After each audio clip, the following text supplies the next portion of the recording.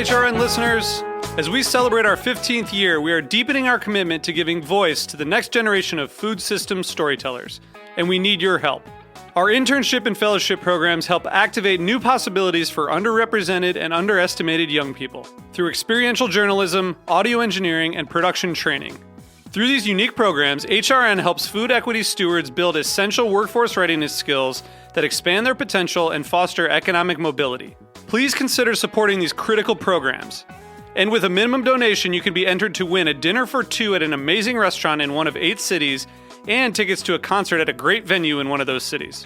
We have incredible partners across the country who have donated, as they also share our passion for helping to educate the next generation of food systems storytellers. Check out heritageradionetwork.org/15 to donate and enter to win today. That's heritageradionetwork.org/15 to donate and enter to win today. And make sure you donate before March 31st. Thank you. Hi, I'm David Tadashore, HRN's lead engineer and studio manager.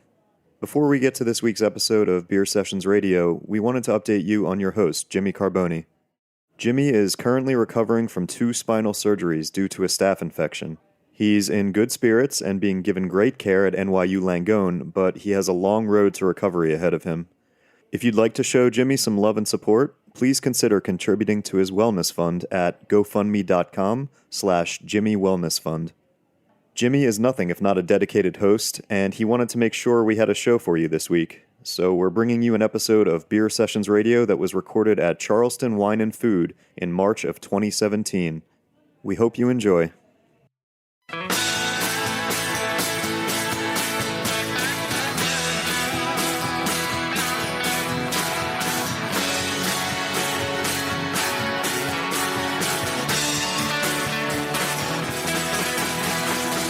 Hey, welcome to Beer Sessions Radio. Hey, guys out there, we're live at the Charleston Wine and Food Festival. You know, some of you that are gathering around, going to get a chance to taste some Westbrook beers here with Morgan and Westbrook from Mount Pleasant, Southern Carolina. It's our third show. We're going live for 3 hours here at the Charleston Wine and Food Festival, live on the heritageradionetwork.org. And if you're out there, you're not sure what to do, over at the Springer and Big Green Egg station, they're raffling off a mini grill, a mini green egg, and you should get over there by 2:30. So if you haven't done it yet, but we're actually being live on there. So a lot of our listeners are out there. Hello to Sweden and Michigan and New York and England. We're doing a live show right now, and this show will be available in the future on Heritage Radio Network. So for a special guest, Adam, introduce yourself. One part of this Charleston Wine and Food Festival is talking about culinary history, culinary traditions. So just give us a quick introduction. Yeah, my name is Adam Sappington. I'm from Portland, Oregon. It's my first time at Charleston Wine and Food Fest. It's amazing. Out here with the National Pork Board and my buddies Justin Brunson and Jason Alley and Stephen Garrick. We're all doing events all throughout the week. And with Mike Scelfo, we're at Sinister's Diesta here in just a little bit. And we're knocking it out of the park, one pork at a time. It's great having you here, guys. And everybody, welcome Adam and Morgan here. We have Morgan. Absolutely. How are you? Woo! What I wanted to talk about with you is culinary history. Yeah, for sure. And I know you started working originally at Wildwood, which to me was a famous restaurant in Portland, Oregon, opened in 1994 by Chef Corey Schreiber. Yes, so sir. Tell us what it was like in those early days of farm to table in Portland. Corey Schreiber basically took a San Francisco restaurant and put it in Portland, Oregon, and that was the consciousness that changed the way the culinary scene really began to take place.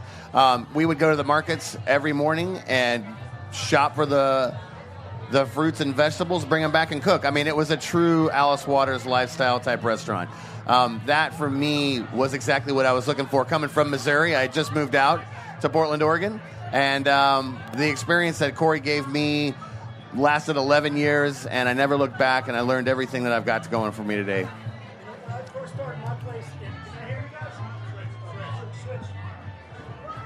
No? When you, sorry, guys. Hello? Oh, what do they call that? What's the, something? Some kind of user error, my fault. So when I first started in the business in the 90s, it was one of my first cooks, Jesse McDonald, had opened Wild with you guys. And I had the cookbook, and to me it was an important player. But fast forward, things go so fast. 10 years ago, Corey wasn't part of it, and it's since closed. But let's talk about those old days, the 90s and culinary and brewing history in America. It was interesting because the only real microbreweries that were happening in Oregon at that point were Full Sail and Deschutes Brewery, and those were kind of the forefront of the beer movement, in my opinion, in the Pacific Northwest, and that was back in 1994, 95. That began to really take shape with the wine programs that were being put up in the Willamette Valley.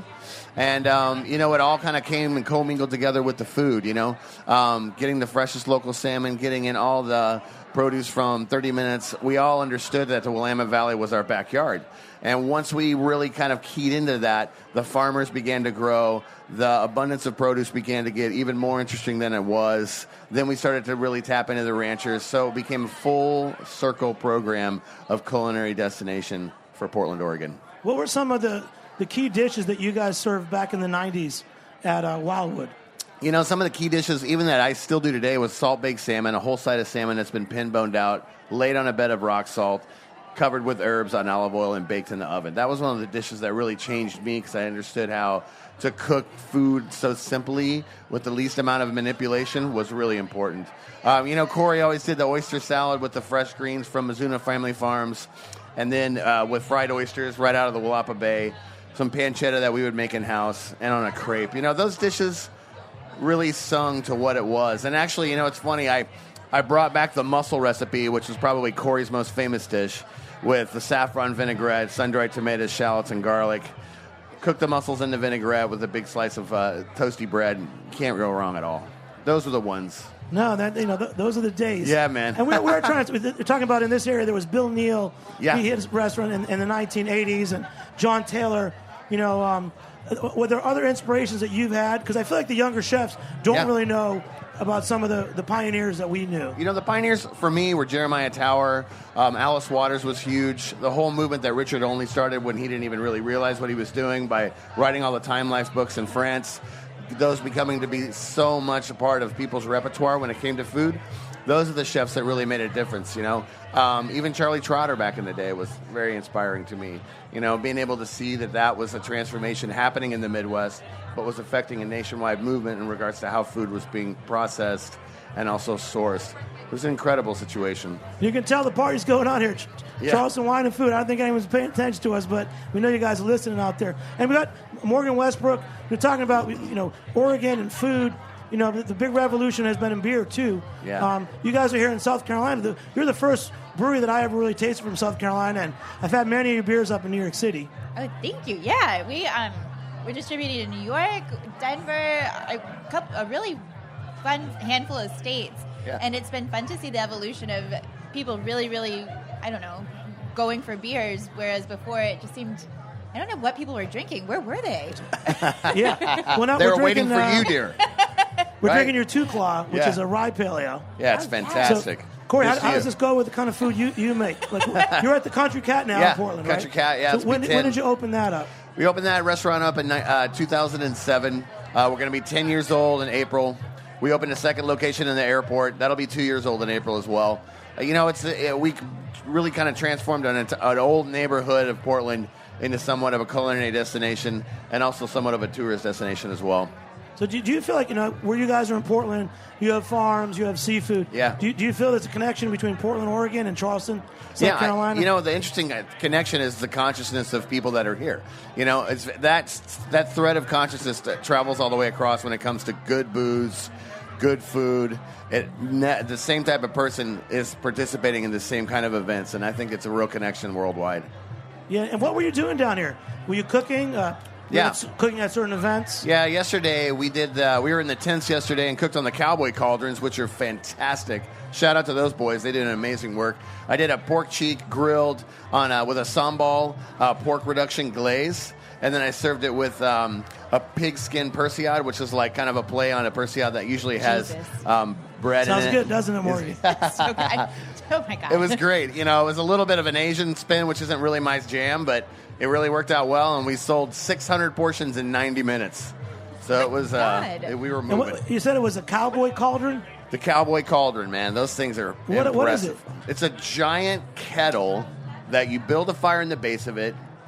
You put a grate on top of it, and you just cook on it. It's a beautiful barbecue pit. But plus, check this out. I'm getting ready to get a meet down at Hot Luck down in Texas, and I'm going to fry chicken in the damn thing, fill it full of beef fat, and fry my chicken in that thing.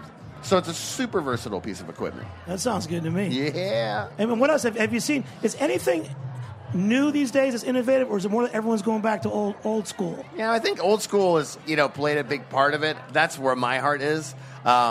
I think molecular food has a huge place in the world, in the culinary scene. It's just not exactly what I practice. But I think that, the techniques of wood, the techniques of fire, the techniques of cooking over iron, those are never going to die. They feel really alive down here in Charleston, and they also are very alive in Portland. So, Morgan, you guys opened up in Mount Pleasant. It's pretty much the same, right? Mount Pleasant, Charleston's one region. Tell us a little bit about how you guys got the brewery started. My husband and I, we have known each other forever, and we were dating long distance in college.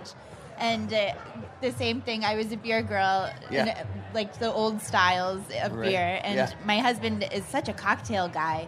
And he always used to tease me and say, guys, you can pass out some of those. Who wants to try the Westbrook One Claw Rye Pale Ale? We're going to pass them out for you over here at the table.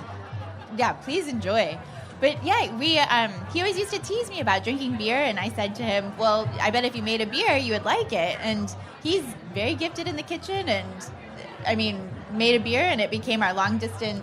If you want to try the One Claw, it's a rye pale ale from Westbrook. We're going to pass it out for you guys. I guess alcohol kept us together. It does. It's a social lubricant. What are the benefits of beer? Social lubricant. Yeah. It makes you feel good. Oh, it definitely improves my dancing. You don't get too many bad drunks on beer. No. That's right. That's right. Just full stomachs. But for you guys, the Westbrook scene, I know some things changed. Laws changed a lot. South Carolina has very quickly evolved from having no breweries to having some really good ones. Oh, my goodness, yes. I think we have 13 new breweries this year in South Carolina, which is amazing. Oh, my gosh, that's huge. That's a big movement. Isn't it? And breweries are so good for neighborhoods. Yeah. And craft beer has just completely exploded. Oh, yeah. It really, to have a rye beer. Was that a pun? Exploded? Oh, my gosh. I wasn't even thinking. That first beer's really kicking in, man. It's doing good for me right now. I don't even know how funny I am. It's our third hour, and it's midday, and I'm trying to guide your listeners that what's going on here. It is a big festival. It's one of the better food festivals I've ever been to. Hands down. It's Outdoor Village, and it kind of feels like Southern living down here. It definitely does. Talk to me more. Yeah. Tell us what is it? What is this about? What's Charleston about? To me, Charleston is about enjoyment. It's a pleasure town. Visually, it's stunning. The culinary scene is incredible. The beer scene is incredible. If you want a great cocktail, you have two hands. You can have one for each hand. And that's, we even base our dancing, not swag. The shag. The shag? When you learn how to shag down here, they say that one hand is for drinking and then the other hand is for holding. So, even the dancing. You guys actually teach the shag down here? Oh, yeah. Oh, yeah? Sounds fantastic. We're going to get a boomerang Instagram of that cat, right? Right. Who's going to do the shag for us in front while we do the show? Try and liven it up, but, we're on air. So. You and me later. We're doing it right here. But it's a pleasure town. It definitely is. To me, and I'm so happy to be a part of it and making beer. It's fun being here. For me, everything gets filtered through New York, so I know Adam via Wildwood and a friend that worked there. And for you guys have a distributor, 12% out of Brooklyn, that been bringing Westbrook up here a while. They are incredible. How'd you ever meet them? We met them through our friend Yepa with Evil Twin, and he introduced us to his friend Brian. And it was just such a great relationship, and we're so lucky. Yepa is, he's a traveling brewer who's putting down roots in Brooklyn, but for a long time he was making beer with you guys, right? At Westbrook. He's a gypsy brewer, yeah. So he was putting beer in our tanks, his own recipes, and we were just happy to do it for him. And a really, really fun Danish guy. And that's awesome. Oh, we love him so much. For you guys, and I'm going to bounce around a little bit, try to keep this flowing. Hey guys, I know it's too loud, but we got music playing. That's great. We're downtown Charleston. for you guys, in Portland, even the days of Wildwood, were you guys always working with beer, or were you guys more of a wine restaurant then? Well, it was centered on wine because I don't think the beer-food combination had really kicked in quite yet. But, I hold a lot of private dinners in my private dining room space where we hold beer dinners, I work a lot with Double Mountain Brewery, and a lot of those guys out west do a phenomenal job. So I really think that those types of dinners sell much better now on a consumer basis because people really enjoy the fact that, coast to coast, it's really becoming a movement. I think that people are enjoying craft beer and understanding the values that it can provide for food. Yeah. What about for you, Morgan? Are you guys working with other restaurants, doing food and beer pairings? We love it. Yeah, we do a lot. In the past, we've done a lot of beer dinners and really enjoyed those. And now it's really fun sometimes pairing up and making beer cocktails or just, when you hear, too, it's very flattering when you hear chefs are like, oh, yeah, we put your beer in a brine or I'm not sure I know all the word or the correct terms. You're on the right path, babe. For sure.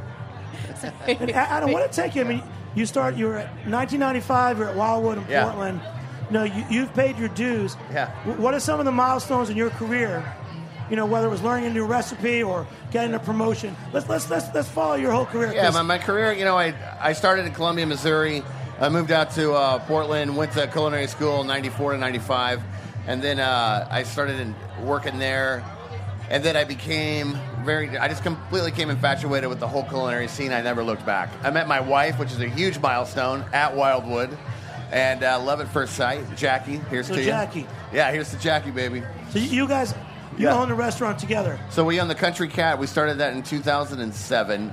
Along the way, I helped Corey with his book tremendously. We did the cookbook tour, and we're all over the East Coast and the Midwest. That was a big movement for me. I have that cookbook. I love it. Yeah, it's fantastic. Cooking from the source. It's great. We 2007 started the restaurant, really kind of transformed the whole area. We put out our first cookbook last year and was nominated for a James Beard Award for Best American Cookbook. I've been on 9 television shows. We had opening the restaurant in the airport at PDX in Portland was a huge milestone for me because we do all whole animal butchery. It's the only whole animal program, I think, in the United States in any airport. We serve about 15,000 people a week. And we've taken the whole movement of what Oregon and Portland really represents and moved it into an airport where we have a lot of exposure. So that's unusual. Usually it's like some chain restaurants with packaged foods. How do you get real fresh food and deal with getting in and out of the airport? It's just learning the programs and adapting to the situations that the airports need. Once you figure out how security works, you put half of a cow through it's a delivery, and it's the same no joke. Delivering in a big city, right, or something. It's the same thing. And I think got to be there a certain time. What time do deliveries have to come in? They can deliver between 2 a.m. and noon, every 5 days a week. So you got to plan. You got to think about it. It's like old New York City fishmongers. That's right. Exactly. They work when we're sleeping. That's exactly right. Still alive and well. That was why New York City had this great 24/7. They would say the city that never sleeps. Well, because all these guys were working at night, fishmongers and other people. Right. And by the time they were going to bed, we were just waking up. So there were bars in New York City serving at 8 o'clock in the morning. Right. Because guys were getting off their shift. It wasn't like they were drinking all night. Right. But that's what your guys, right? They drive to the airport. Yeah. They drink all day. Right? No. I think that's something. Maybe a couple of them. Talk about drinking culture. Since it's a wine festival, I'll tell you some anecdotes about New York City if you want to know this. Yeah. Until 1979 in New York City, you could actually sit and drink a beer on a bench. And the reason the law changed is it was a reaction against hippies. And it was Mayor Koch, who was a friend to many of us, who passed the law because people said, oh, this law is not meant to affect the Con Edison, which is our electric or factory worker, keeping them from enjoying a beer with their lunch. It was really for the riffraff. They meant hippies. So the funny thing was, until 1979, the average worker could go and have a beer with their lunch. Now there's different liability issues. Yeah. But it does seem natural to have a beer with your lunch, doesn't it? Absolutely. Who says you should have a beer? Well, it seems like the crackdown went too far, kids. But I would say going back to 1979, I have a beer with my lunch, so. Absolutely. But so other laws have changed, but they do. But so you're working in the airport, you got to get your, early deliveries. Got to get in there. So early. what do you have? You have a manager working throughout the night. Yeah, we got we're open from 4 a.m. until midnight. We close for 4 hours, clean the whole restaurant, open back up again. But then is there a person that's working accepting these deliveries and things? Deliveries start at 4. That's when my crew's there. You know, it reminds me of, I had a friend years ago who worked in Martha's Vineyard, and it was like a good job for a kid in college. He worked the night shift at a hotel. Has anyone ever worked at a hotel in college or worked at an ice cream stand? You guys were all busy, but some of my friends did. And it was the weirdest job. He worked the night shift, and he shared a room and a bed with the guy that did the day shift. They kind of have these alternate. That's but awesome. These are kind of careers that people in food service and hospitality have had. Yeah. So I'm just wondering about deliveries, because a lot of the guys, even still in New York City, the vegetable guys, they really want to deliver really early. Yes. And unless you have a real streamlined operation, my place, no one's in there until 2 or 3 in the afternoon. It creates issues. So you obviously must have a very well-run organization. We get everything as early as we can. You know, my Stark Street locations, we get all deliveries between 6 and 8, and then we don't accept them anymore because it's just too busy. Well, you know, I love the nuts and bolts of restaurants. For our listeners, a lot of people listening in the industry. We met a good buddy, Hunter. He's got a beer bar outside Detroit. Came to visit us recently. We know you're listening, industry people. Absolutely. So let's talk about some nuts and bolts. So, when you first started, the things you had to learn, was it just cooking? How do you run a line? Like, how many guys do you optimally have working under you at one time? What's your ideal line? So during the week, during the day, I'll have 3 cooks, 1 prep cook, and 1 dishwasher, and that's it. And those guys will knock out 150 to 220 covers. I'll oversee the operation and make sure everything's moving in the right direction. At the airport, it's a little different. We run 4 on the line and dishwasher. I have a full pastry program there as well. So there's about 8 to 9 cooks going on the whole time at that point. So if you hire someone, because people want to know about careers in the industry. For sure. How do you start? The ideal candidate to start with you, are they going to start as dishwasher? Are they a culinary school grad? Yeah. What are you looking for? What I'm looking for is a great attitude. I'm looking for somebody that's going to come in there with a positive attitude, show up on time, be able to... Chemistry is one of the most important things in any team building, and 100% kitchens are teams. Chemistry is key. So having the chemistry, being able to be pushed... What a cutie pie. Oh my gosh, your daughter is walking. And one more note, I think the auction, if you guys are out there listening, if you're here on site right now, go over to the Springer Big Green Egg. Is the auction done yet? Is it still live, Katie? Okay, the auction's finishing up. You can win one of the mini Big Green Eggs. Is it finished up now? But thank you again. Big Green Egg, they help sponsor us being here today. They're giving away a mini 14 one. And 11. But industry stuff. So your husband joined too. I don't know if there's a mic for him. Ed, come on, scoot over, buddy.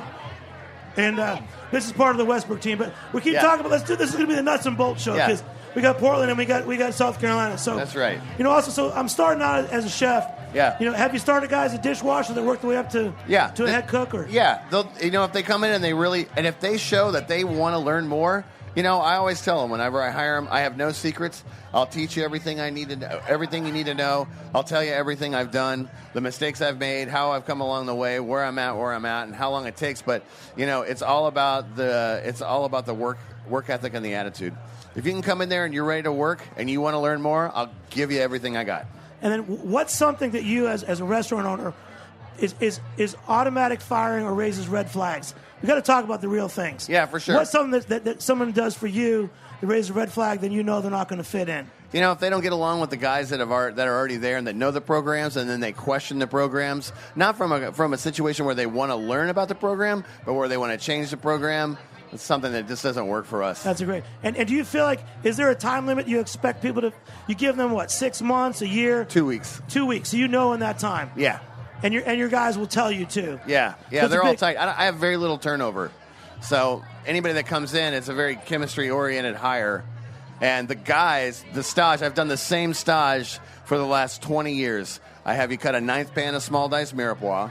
I have you make 1 cup of mayonnaise, 1 cup of sherry vinaigrette, cook off 1 cup of lentils, cook me a burger going medium, cook me 1 egg going medium, and cook 4 vegetables with the least amount of manipulation to highlight the farmer that grew it. 90 minutes, go. So that's how you try out people. That's how I try them out. And they work on the line, in the middle of service, on the line with my guys. That's it. I don't think I could get a job with you, man. Yeah, you could. You know, man. Now we got these guys here. So we're talking chefs that are at the festival. And to me, the first brewery I ever had from South Carolina, Westbrook. So it's Ed, right? Yep. Ed Westbrook. Great to meet you. First, I'm going to shake your hand because it's the first time I met you. And, as nice I told your wife, going back to 12% distributors in New York, I've had your beers for a year. Some of the highlights 3 summers ago, the first big New York Times article about Goza, you were guys one of your Westbrook Goza was mentioned in it. And I've had a lot of your beers. I love your go-to IPA. We've been drinking the Two Claw Rye Pale Ale. So welcome Very to the nice. show for the first time, man. Thank you. So what you got? You're building a family here. You've got this is very Charleston. You got a younger child and a little baby over there. Future brewers. Because he walked in with a stroller. And it's like we've already got the kid walking. Why has he got the stroller? Yeah, right. But there is a baby. So tell us about your family. I know you guys were dating a long time, but it's a part of Charleston culture. I actually have some friends that moved down here for their family life. So what's it like being in the industry here and having a family? Well, it's a great place to be, I think, for anybody, but I don't know.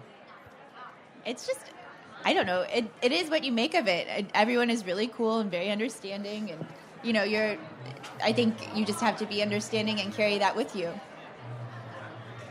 Yeah.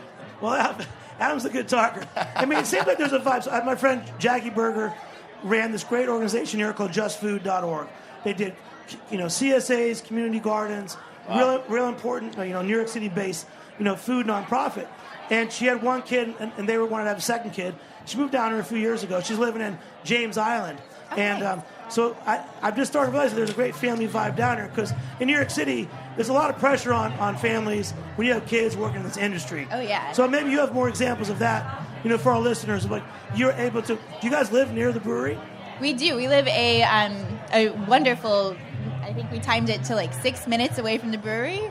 And it works out really well because if you have a meeting and you need to get in for nap time at the same time, it works great. And it's perfect. And we're a family-owned brewery, so sometimes the kids come to work with us. So if you need to run home really fast, it's nice. It is. I live 10 minutes from my restaurant. Like, my whole world's, within 12 minutes of itself. Isn't it the great kids' when it school. works like that? Oh, my God, it has to be. Yep. The airport, the restaurants, everything, it's kind of a constant circle. I don't really see the other side of Portland very often anymore because I'm always on the east side. So I guess that's just the way life is, right? Oh, yeah. You kind of, build your nest within the whole culture. Yeah, that's that your you're in. borough. It's a big That's part your of That's your borough. of There the, you go. the restaurant, our listeners out there. We know you're out there. We love you guys. Yeah, We're baby. live. It's Charleston Wine Food Festival, Sunday afternoon, March 5th. The family life is important to keep it going. I know that's why a lot of people leave New York City. They want to open places. Yep. Third show. I'm getting some beer on me.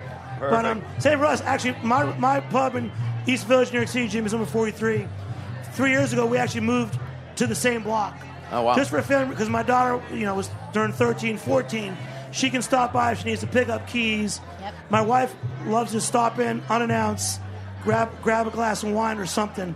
Family life is really important, and I think it does enable you to keep being successful.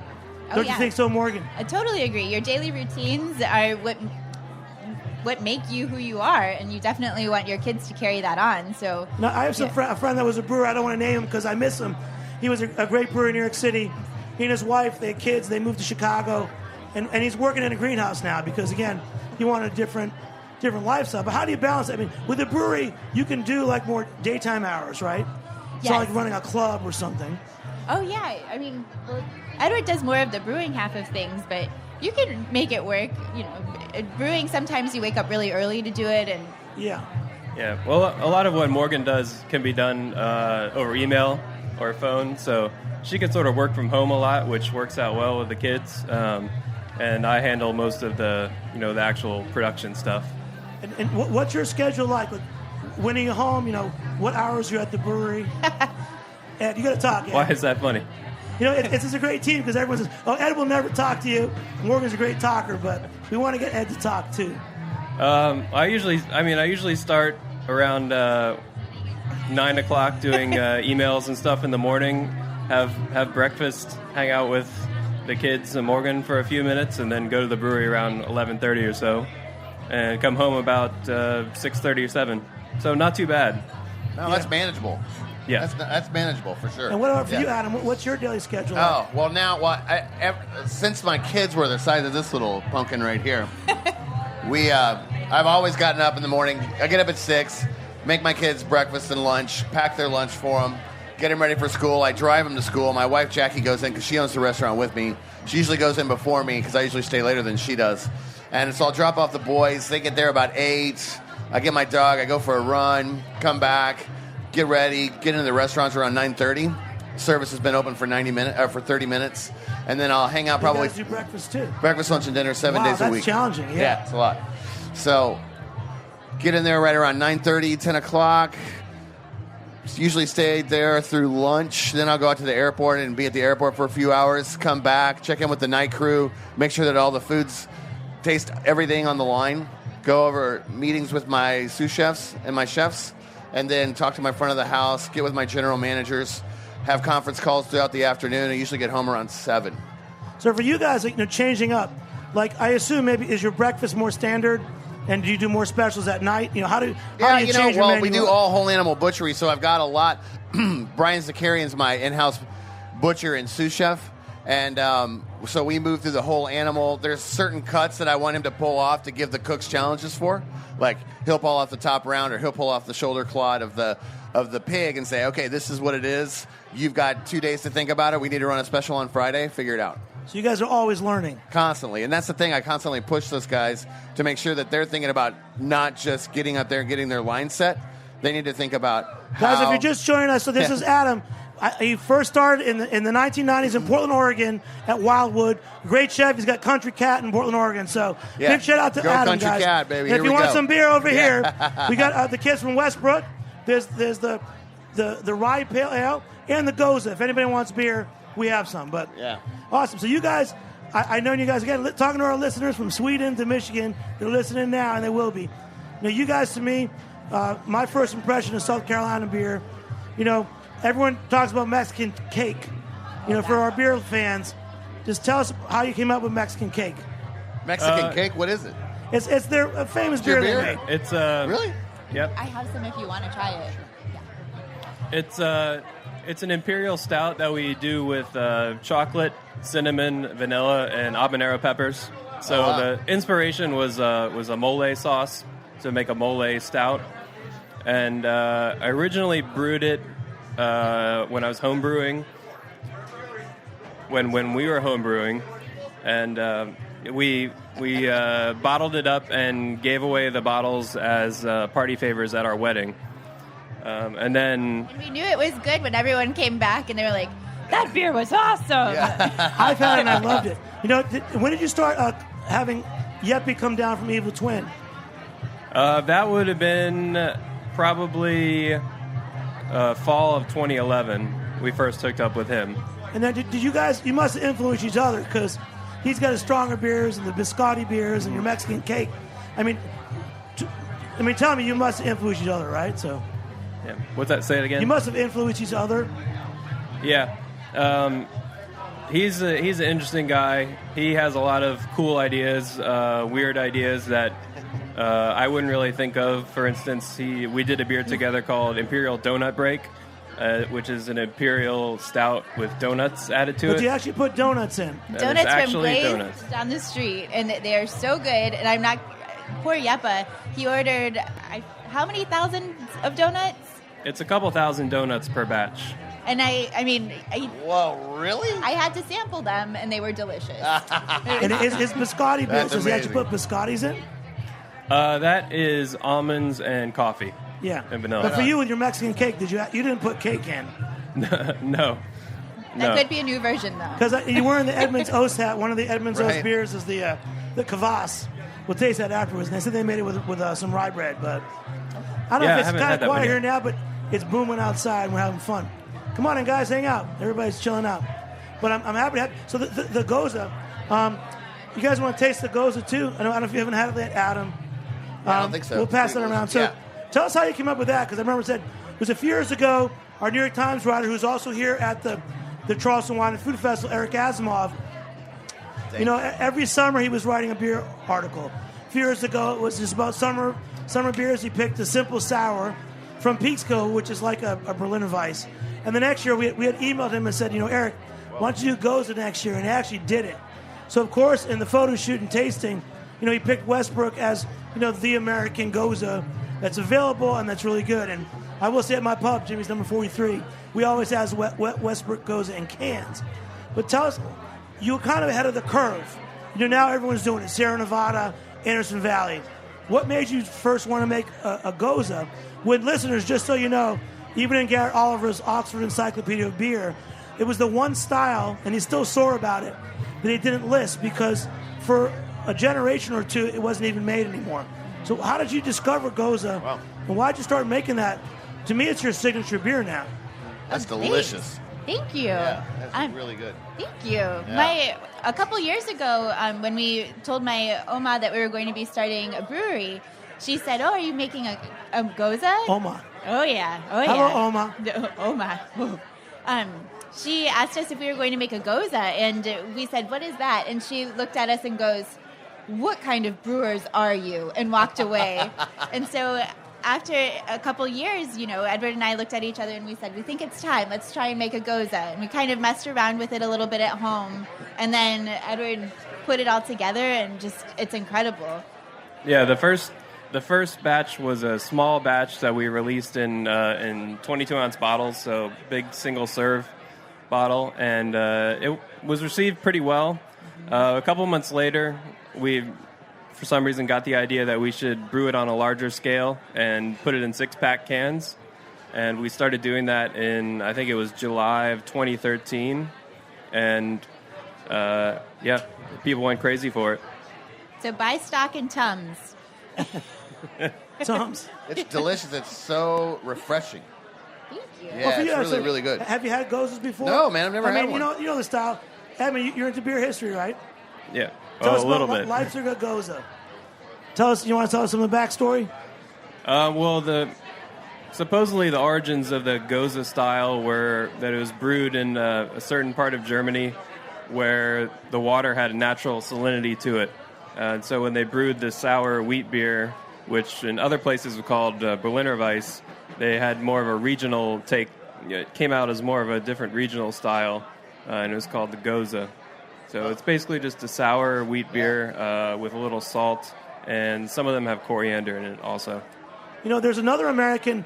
For a few years, I had. Have you had Off Color from Chicago area? Yep. The Troublesome, and their take was more. It was a wheat, kind of a wheat Goza, not as sour as this. Right. So before we started making ours, most of the German Gozas that you could find were not really sour at all. And in reading about this style, it sounded to me like the real Goza that was brewed, a couple hundred years ago back in the day was pretty sour. So Oma's 103 and said it was sour. I basically tried to recreate the beer Ted Nelson. as it would have tasted back then, not copy the German examples from today. And the result is a beer that's a lot more sour than what the Gozas were at the time. I love it. I drink it. I love this family. It's family style Charleston. I love this. It's family you got the time. Westbrook family, and it's funny when you brought in the stroller. I was like, "Why are you bringing a stroller when the kid's already walking?" But I didn't know you had the other kid. So, yeah. But she was good for a while. It's nice, man. Yeah, she did well. And the reason I said it too is it's about these family values because it is hard in New York City, and trying to play up some of the things that happen in Charleston, and it seems like a nice place to have a family and be part of the industry. Absolutely. Yeah. My kids grew up in our restaurants. And I think it made them better kids because they totally knew how to talk to adults. Right. So many kids out there don't know how to talk to adults. So your kids are older now, though, right? Yeah, 11 and 14. So did you start, doing more traveling and the airport after your kids were growing up? Yeah, I started traveling more when I turned 40, and that was 5 years ago. So the restaurant had been open 5 years. So they were in a little bit easier place. It was a little easier for Mom to be able to watch them while I was gone doing trips, and I travel quite a bit. Yeah, and guys, for you, Ed, you guys are based here in the Charleston area, and you're here for the first time. Yeah. What are some things of the Charleston Wine and Food Festival that stand out for you that you would say, oh man, you got to come visit and check out this event or tasting? It's a really organized. It's got great energy. Everybody that's participating is having a ton of fun, and everybody that's here to enjoy all the participation is having a blast. So, it's the after parties are stellar. It's just been. Did you go to one awesome. Last night? More than one. Tell us which one did you go 2 to 3. I think. Did you go to Butcher We did what the pho last night, which was awesome. The faux Asian noodle party. That was super rad. And then we went. I don't even know where I ended up actually. So all I know is I got home. Well, I'm gonna tell you, you're like me, buddy. Yeah, right. We go way back. Yeah, dude. Back to the '90s and cooking with fire. And then Ed, for you guys here, I was downtown last night at Prohibition Bar. Yeah. And the one handle I saw that I liked, it said Westbrook. And it was a white tie. Are there a lot of places in this area that are selling your beer? Yeah. Are you selling more beer in Charleston area or more out of state? I would say that at least 50% of our sales volume is in South Carolina. We're only in 6 states. Nice. So yeah, do South you Carolina, travel at all out of the state, or you just here brewing? not as much as we used to. We're thinking about doing some more states pretty soon, so there'll be some more traveling there. But other than that, the traveling that we do is for a couple beer festivals. We do one in Copenhagen in May, and then one in Stavanger, Norway in October. And going down to Tampa this weekend. You guys have been awesome. I know this is our third hour. We're doing live radio at the Charleston Wine and Food Festival. You guys, quick wrap up. Just say one more thing you want to say about what you guys are doing next or what's going on. Start with you, Ed. What's happening at Westbrook? New beer coming out?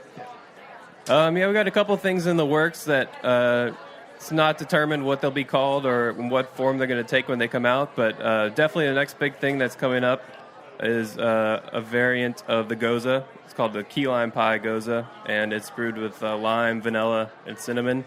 So it's sort of like a sour key lime pie in a can. That's great. Thanks for coming on the show, man. Thank you. And Adam, what's going on with you next? Let's you going see. To the festival? So where am I? Okay, going to Hot Luck in May down in Austin, Texas. The Country Cat turns 10 years old in April. Here's my question. Yeah. What's the next whole animal you're getting in, and what's the farm it's from? Next whole animal is going to be a whole side of beef from Creekstone Farms in the Midwest. All right, man. Yeah. Well, guys, everyone, thanks for joining us again. This is Heritage Radio Network. Thanks to Katie, Kat, and David. Thanks to Springer Chicken and Big Green Egg for bringing us down. We're doing 3 hours. I think we're going to stick around and do some trivia, too. We got some prizes, Breville, everything. But I'm losing my voice. This is awesome. So, guys, everybody, thanks so much for joining us. Thank you. Beer Sessions Radio. We'll catch you next time. All right. Woo! Stick around. Okay. Bring it on.